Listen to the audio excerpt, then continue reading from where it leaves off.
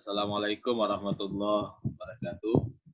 Waalaikumsalam warahmatullahi wabarakatuh. Alhamdulillah, salatu wassalamu rasulillah, wa ala alihi washabbihi ajma'in, amma ba'd. Alhamdulillah, pagi ini saya melakukan video conference dengan adinda saya,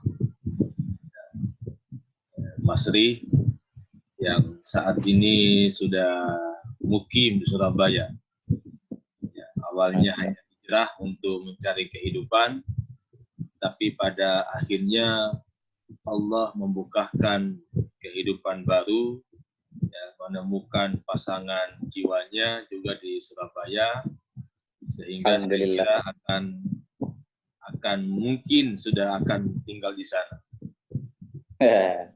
Insya Allah pada kesempatan ini saya bersama saudara saya ini, adinda saya Mas Ri, akan sedikit berbincang-bincang ya, tentang Ramadan bersama keluarga. Ya, sebagaimana kita ketahui dengan wabah COVID-19 ini, ya, pemerintah meminta seluruh masyarakat untuk tidak melakukan kegiatan-kegiatan ibadah ya, yang mengumpulkan jumlah orang banyak, ya, seperti di masjid, ya, dan dihimbau untuk ibadah di rumah. Alhamdulillah, adinda saya ini baru ya, menikah, ya, mungkin baru sebulan. Ya. Ini akan menjadi pengalaman baru ya, adik saya dalam menjalani kehidupan Ramadan ya, bersama orang yang beliau imami ya, dalam kehidupannya. Ya, mungkin saya akan awali pertanyaan pada adinda saya, bagaimana semangat atau motivasi hal-hal apa saja yang disiapkan dalam menyambut Ramadan ini, dan bagaimana himbauan ya, pemerintah kita untuk ibadah di rumah saja. Ya, silakan saudara saya. Baik, alhamdulillahirabbil alamin, salatu wassalamu ala Rasulillah, amma ba'd. Ya, alhamdulillah kita bisa bersilaturahmi melalui media sosial, kemudian saling bertukar ilmu, saling berbagi ilmu, kemudian suasana di tengah wabah pandemi corona, kemudian dalam suasana menyambut bulan suci Ramadan. Tentunya dengan suasana seperti ini ada rasa perbedaan antara bulan-bulannya tahun-tahun yang lalu dalam menyambut bulan suci Ramadan. Tentunya ghiroh, semangat dalam menyambut bulan suci Ramadan berbeda dengan tahun-tahun sebelumnya. Tapi alhamdulillah, namun dengan keadaan seperti ini mudah-mudahan tetap menjadi sebuah keberkahan untuk kemudian sebuah kegembiraan dalam menyambut bulan suci Ramadan. Tentunya bagi saya pribadi juga dalam menyambut bulan suci Ramadan ini punya ada sebuah kebahagiaan tersendiri dengan sudah adanya pasangan hidup, istri yang tercinta, sehingga menjadi perbedaan dari bulan-bulan sebelumnya juga karena sudah ditemani dengan pasangan istri yang tercinta. Kemudian untuk persiapan tentunya tidak terlepas dari pengukuhan iman, karena di mana bulan Ramadan itu adalah bulan yang penuh berkah, yang banyak keutamaan-keutamaan atau kemuliaan-kemuliaan di dalamnya. Tentunya dengan senantiasa memperkuat iman, kita bisa mengisi atau memperoleh keberkahan-keberkahan di bulan suci Ramadan. Kemudian selanjutnya pada bulan suci Ramadan itu tentunya dibutuhkan juga ilmu untuk kemudian memperoleh, untuk mengetahui bagaimana menjalankan ibadah-ibadah, bagaimana dengan ibadah di bulan suci Ramadan itu jauh lebih mulia dibandingkan dengan ibadah-ibadah di luar bulan suci Ramadan, sesuai dengan sabda Nabi bahwa amalan sunnah yang dikerjakan di bulan suci Ramadan itu merupakan sama pahalanya dengan ibadah fardu di luar bulan suci Ramadan. Kemudian ibadah fardu yang dilaksanakan di bulan suci Ramadan itu pahalanya 70 kali lipat dibandingkan dengan ibadah fardu di bulan suci Ramadan. Kira-kira itu salah satu bekal ilmu yang kemudian kita persiapkan dalam menyambut bulan suci Ramadan untuk mengisi amalan-amalan untuk memperkuat semangat kita untuk tetap beribadah kepada Allah, meskipun pada keadaan ini dihimbau kepada seluruh masyarakat untuk tidak melakukan ibadah-ibadah seperti sholat berjamaah, sholat tarawih, kemudian buka puasa bersama, sahur dan lain sebagainya. Tentunya ini akan lebih banyak kita akan mengisi bulan suci Ramadan ini bersama dengan keluarga. Ya. Mungkin untuk giat memperoleh keberkahan bersama keluarga mungkin akan dijelaskan lebih detail oleh guru saya ini. Fadal ya Ustaz. Ya, saya kira antum ya akan menjalani Ramadan tahun ini dengan indah ya. Insya Allah. Sudah ada kekasih halal ya kata orang ya, yang akan menemani buka puasa, akan menemani makan sahur ya. Tetapi yang paling indah lagi ya, karena kita akan ibadah di rumah ya, adinda saya ini akan menjadi imam ya dalam rumah tangga kecilnya ya, memimpin seorang istri ya, menghadap kepada Allah Subhanahu wa taala. Dan itulah yang menjadi gambaran kehidupan ideal sebuah rumah tangga. Jadi menjadi laki-laki itu tidak hanya menjadi cukup imam rumah tangga sebagai pemimpin rumah tangga. Itu dunia ini. Dunia. Tapi yang paling kita butuhkan bagi seorang laki-laki adalah memimpin seorang istri atau anak-anak nanti yang menghadap kepada Allah. Menghadap kepada Allah, dan itu bagian dari tanggung jawab kita sebagai pemimpin rumah tangga. Jadi pemimpin rumah tangga itu memang hanya dalam konteks keduniaan saja, tapi ini bisa kita bawa dalam konteks keakhiratan ketika peran-peran kita sebagai suami itu bisa mengajak keluarga, mengajak istri, mengajak anak-anak yang dekat dengan Allah Subhanahu wa taala. Oleh karena itu, ya bagi anak-anak muda yang belum punya pasangan, sebenarnya jika sudah ada kemampuan, ya, kemampuan fisik, ya apalagi kemampuan ekonomi, ya sebenarnya tidak boleh ya menunda-nunda untuk mengikuti sunnah Rasulullah ini. Ya. Jadi, Allah akan kayakan itu, yughnihimullah. Ya, Allah akan kayakan. Jadi tidak ada saya kira orang yang sengsara dalam kehidupan rumah tangga jika dibalut oleh iman. Nah, ini kuncinya ini. Ya memang kalau tanpa iman orang bisa sengsara hidupnya. Ya, tapi kebahagiaan rumah tangga itu yang pertama adalah hadirnya suami yang soleh, istri yang soleha. Jadi jangan dulu cari harta benda, jangan dulu cari rumah yang mewah. Bentuk pribadi kita dulu, pribadi yang soleh, ya istri yang soleha, maka itu akan menjadi pintu-pintu kebahagiaan. Ya. Masya Allah. Dan tidak ada arti kekayaan, tidak ada makna rumah mewah jika tanpa iman. Ya.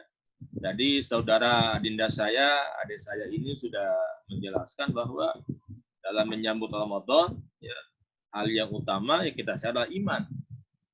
Ya, iman kita kepada Allah, ya, agar ibadah-ibadah kita ini kita jalankan ya, dalam niat untuk ya, dekat dengan Allah Subhanahu wa taala, ya, sehingga pada ujung kehidupan kita akan meninggalkan dunia ini dengan husnul khotimah, dan kebahagiaan ukhrawi adalah berjumpa dengan Allah Subhanahu wa taala, dan itu itu juga Ya Allah. menjadi kebahagiaan bagi mereka yang berbuka puasa.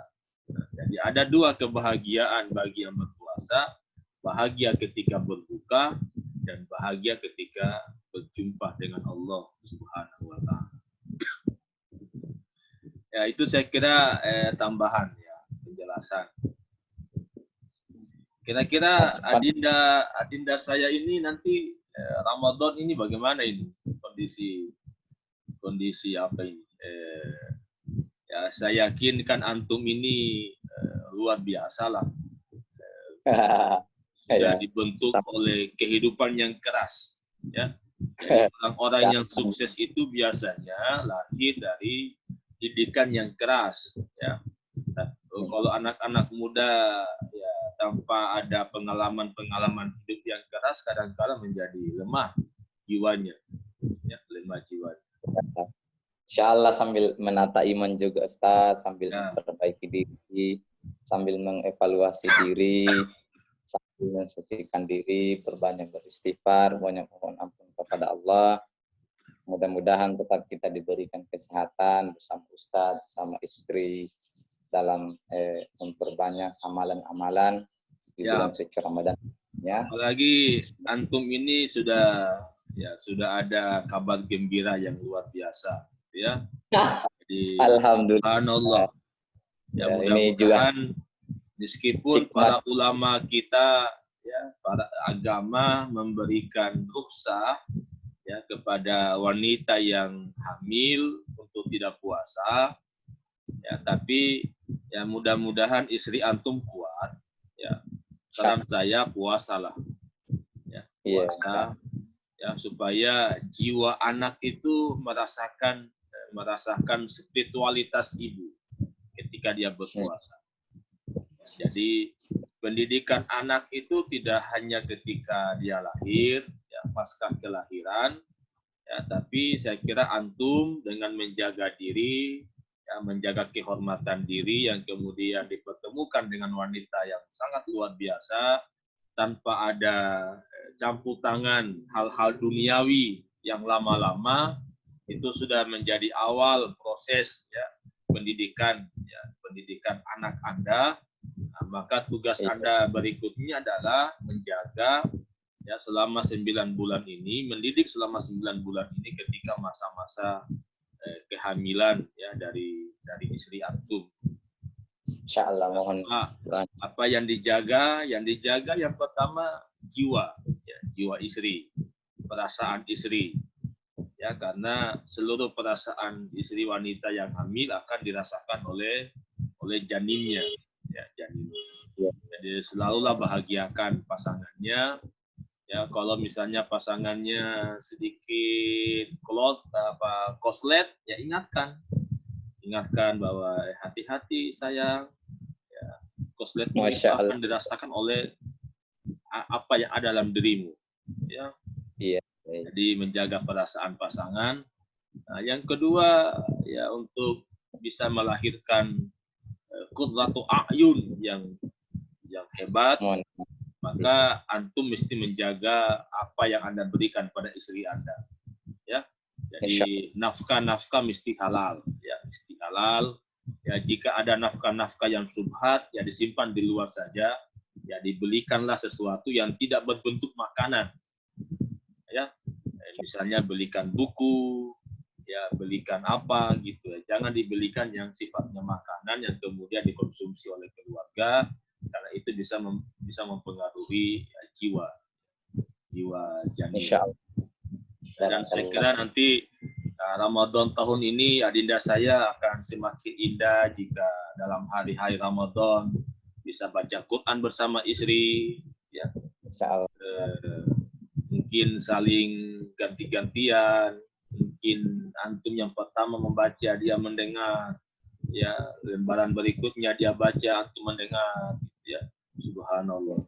Itulah gambaran rumah tangga yang mungkin Nabi gambarkan baiti jannah, rumah tangga khususnya.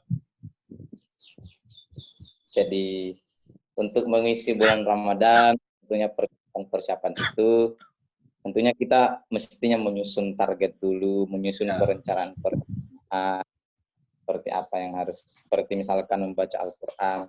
Mungkin hari-hari sebelum menyambut Ramadan target kita itu one day one juz, mungkin ditambah tiga juz dalam sehari. Kemudian setiap hari kita murojaah hafalan bersama istri. Kemudian sholat tarawih di rumah sambil murojaah juga hafalan dan memperbanyak yang mulai. Kemudian sholat tahajudnya ditambah lagi rakaatnya. Jadi kita targetkan sholat duhanya insya Allah lebih dan ya, saya kira hal-hal seperti itu antum sudah kuasai ya.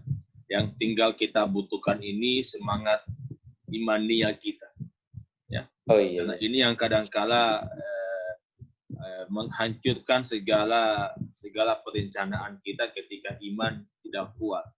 Jadi saya kira semua manusia ya, ketika Ramadan datang ini punya semangat yang tinggi untuk ibadah. Jadi motivasinya besar. Ya, cuma motivasi ini kemudian banyak faktor iman, ya, faktor lingkungan itu bisa mempengaruhi semua, ya, yang bisa membuat ya Ramadan ini sia-sia. Yang pasti bahwa kita mesti menjadikan Ramadan tahun ini lebih baik, lebih berkualitas dibanding Ramadan tahun sebelumnya. Ya. Dan saya kira antum ini sudah akan semakin berkualitas Ramadannya. Belum aspek ibadah mahdonya. Ya, ibadah ghairu mahdah saja sudah akan luar biasa.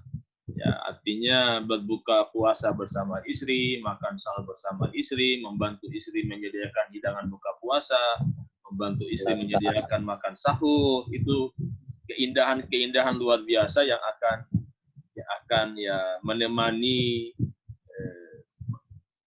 serpihan kehidupan kita. Insya Allah, khususnya bulan Ramadan ini. Mudah-mudahan tambah berkah, keluarganya Ustaz juga. Amin, insya Allah. Jadi kita saling mendoakan, ya, mudah-mudahan ya kita diberikan kekuatan oleh Allah. Nah, tapi saya sedikit ingatkan pada adinda saya, jadi meskipun antum sudah mukim di Surabaya, tapi saya kira ya ini cuma ingatkan saja ini, ya masih ada tanggung jawab lah untuk mengingat-ingat ya orang-orang di kampung kita, ya khususnya orang tua kita, itu menjadi kewajiban kita, ya, apalagi anak laki-laki, ya, sebagai laki-laki, ya. Jadi mudah-mudahan juga istri Anda tahu bahwa ada kewajiban suami pada orang tuanya, ya, itu tidak akan hilang selamanya. Insyaallah akan hilang selamanya. Bagaimana? Apalagi yang kita bisa barangkali bisa disampaikan juga zikir-zikir yang memang dicontohkan Nabi yang perlu diperbanyak dalam bulan suci Ramadan. Kira-kira apa itu, Ustaz? Di akhir khutbah Nabi di bulan Sya'ban, jadi Nabi itu pernah menyampaikan khutbah Jumat di akhir Sya'ban. Ujung khutbahnya itu ada dua hal yang harus diminta ya, kepada Allah, itu sifatnya keridhaan, dan ada dua hal yang mesti kita minta juga yang sifatnya perlindungan. Nah, dan itulah yang kemudian para ulama kita mentradisikannya dalam doa ya, baik menjelang buka puasa ya, maupun di antara rakaat-rakaat tarawih. Kita sering mendengar wirid zikir ya, nasyhadu an la ilaha illallah wa nastaghfirullah nas'aluka ridhaka wal jannah wa na'udzu bika min sakhtika wan nar. Jadi itu menggambarkan empat poin yang permohonan seorang hamba ya, yang dua poin menunjukkan keridhaannya Allah ya, nas'aluka ridhaka ya, kita mohon ridhonya, kita mohon surganya, tapi ada dua perlindungan, wa na'udzubika min sakhti, nastaghfirullah, nasyhadu an la ilaha illallah wa nastaghfirullah, ya, kita minta ampun pada Allah, dan wa na'udzu min sakhtika wa nar. Ya. Jadi kalimat-kalimat itu yang mesti kita sering lafalkan di bulan Ramadan ini, ya baik ketika menanti buka puasa, ya, maupun ketika kita memimpin taklim keluarga, ya di antara 2 rakaat sebelum naik ke rakaat ketiga, kita bisa zikir-zikir kalimat-kalimat itu. Oh iya, iya. Masya Allah, luar biasa ini. Bagaimana kabarnya Ibu di kampung ini? Alhamdulillah kemarin sudah video callan sambil memberi kabar gembira juga. Oh, Ibu ya, di kampung. alhamdulillah. Jadi Sehat-sehat. setiap kegembiraan kita itu mesti disampaikan ke orang tua, ya. Karena meskipun orang tua kita ya mungkin secara keilmuan tidak sarjana, tidak apa, tapi ibu itu punya kekuatan suara hati, suara batin untuk selalu mendoakan anak-anaknya. Ya, jadi serendah-rendahnya pendidikan orang tua kita, ya orang tua itu selalu ada harapan-harapan besar, ya, yang dia tujukan kepada Allah untuk anak-anaknya. Ya, kecuali ya orang tua yang ya mungkin betul-betul ya dalam kesengsaraan hidup yang kemudian tidak pernah mendoakan anak-anaknya. Padahal ya meskipun penderitaan seberat apapun penderitaan kita, jika ada iman, jika ada keyakinan kepada Allah, itu akan ringan penderitaan itu, akan ringan kesengsaraan itu. Tapi ujian Allah, ya, ujian kehidupan dunia ini semakin berat, akan membuat semakin sengsara jika tanpa iman dalam diri kita. Jadi ya, luar biasalah ya, jika saya harapkan itu setiap kebahagiaan yang kita alami, ya berbagilah sama orang tua, ya, sama saudara. Dan itu menjadi pintu-pintu berkah hidup. Mudah-mudahan cepat berlalu wabah atau COVID-19. Wabah corona, dan mudah-mudahan bisa dibawa-bawa ke sinilah istrinya. Ya, nah, rencana sudah punya target bahwa Idul Fitri, setelah Idul Fitri silaturahmi keluarga di Makassar. Namun dengan tapi saya kira mungkin akan berat rencana itu, karena ibu sedang dalam proses kehamilan, sehingga mesti dikurangi dulu masa-masa ininya. Jadi silaturahmi penting, ya, tapi saya kira kan hari ini silaturahim itu tidak mesti face to face caliko, jika langsung fisik gitu. Mungkin seperti ini kita online, dan kita bisa bincang-bincang, itu juga silaturahim, gitu ya. Jadi demi menjaga keselamatan ibu, keselamatan janin yang mungkin nanti pasca melahirkan lah nanti. Ya. Insya Allah. Jadi kita bisa lebih nyaman jalannya, ya, lebih nyaman jalannya tanpa ada beban-beban yang menghantui, ya, yang menghantui keselamatan janin yang sedang dibawa oleh ibu, oleh istri. Insya Allah. Mohon doanya, Ustaz. Insya Allah. Mudah-mudahan. Ya, jadi persaudaraan yang hakiki itu bukan persaudaraan yang diikat oleh darah, tapi yang diikat oleh iman, dan wujudnya adalah selalu memberikan semangat, ya, motivasi, ya, dan selalu mendoakan. Itulah saudara sejati. Ya, jadi mungkin kita tidak ada hubungan darah, tapi ya mungkin kebetulan saja antum pernah menjadi mahasiswa saya, ya, tapi kemudian kita punya chemistry yang cocok gitu, kita tetap menjalin silaturahim seperti ini. Ya, mudah-mudahan yang menjadi pintu-pintu kebaikan ya buat kita, ya. Dan mudah-mudahan persaudaraan, kemudian silaturahmi kita menjadi alasan untuk kemudian kita sama-sama meraih ridho Allah. Ya, kesuksesan hidup itu, ya, bagi saya, pengalaman saya, itu kemampuan kita membawa diri. Kemampuan kita membawa diri untuk ya berteman, bersahabat, atau menjadi anak dari orang-orang yang kita anggap dia mampu untuk memotivasi saya bisa jadikan sebagai teladan dan seterusnya. Nah, saya juga pribadi orang yang besar dalam perasaan itu, ya. Jadi saya merasa banyak orang yang berjasa pada kehidupan saya. Dengan pintu saya bisa membawa diri saya pada kehidupan mereka. Ya. Jadi itu pintu-pintu kesuksesan. Ya. Karena sukses itu kan mungkin melalui doa-doa siapa. Ya, mungkin doa kita tidak ijabah. Ya. Mungkin karena jiwa yang kotor, kita belum menembus arsy-Nya Allah, belum bisa mengetuk arsy-Nya Allah, gitu ya. Tapi mungkin ada doa ibu, ada doa saudara, ada doa sahabat, ada doa orang tua yang kita anggap orang tua, itu ya. Ternyata menembus arsy-Nya Allah. Barakallah, luar biasa ya. Silaturahmi hari ini. Subhanallah. Jadi saya kira ini tidak hanya menjadi silaturahim, ya. Bincang-bincang ini juga akan kita bagi, ya, ke teman-teman, ya, ke adik-adik mahasiswa kita.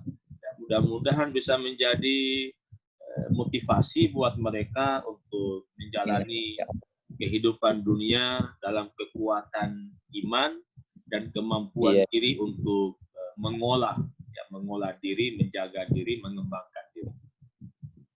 Insya Allah, mudah-mudahan. Ya, salam sama keluarga di Surabaya, Dinda saya. Insya Allah, sama Bunda, sama adik-adik di sana. Alfi. Salam sama istrinya, ya, salam takzim. Ya, mudah-mudahan Allah jaga yang kandungannya, Allah jaga kesehatannya, ya, keluarga antum diberkahi oleh Allah. Ya, sekali lagi keberkahan hidup itu hadirnya pada iman kita, ya, pada iman. Ya, pada kedekatan kita kepada Allah. Ya, sering saya katakan, biar kita tidak punya uang, biar kita miskin dunia, tapi tidak miskin iman. Ya, Insya Allah. Allah tidak akan membiarkan hamba-hambanya yang dekat pada Dia untuk sengsara. Gitu. Wa may yattaqillaha yaj'al lahu makhraja wa yarzuqhu min haitsu la yahtasib. Wa may yatawakkal 'ala Allah fa huwa hasbuh, innallaha balighul amri, qad ja'alallahu likulli syai'in qadar. Itu ayat mesti dihafal, Dinda. Ya. Insyaallah. Akan dihafal ayat itu setiap pagi, setiap petang Anda baca itu. Ya, itu menjadi bagian dari wirid. Ya, dibaca 4 kali. Ya, dibaca 4 kali, kemudian diikuti kalimat ya musabbabal asbab sabbab. Ya musabbabal asbab sabbab. Ya musabbabal asbab sabbab. Ya musabbabal asbab sabbab. Ya, 4 kali juga.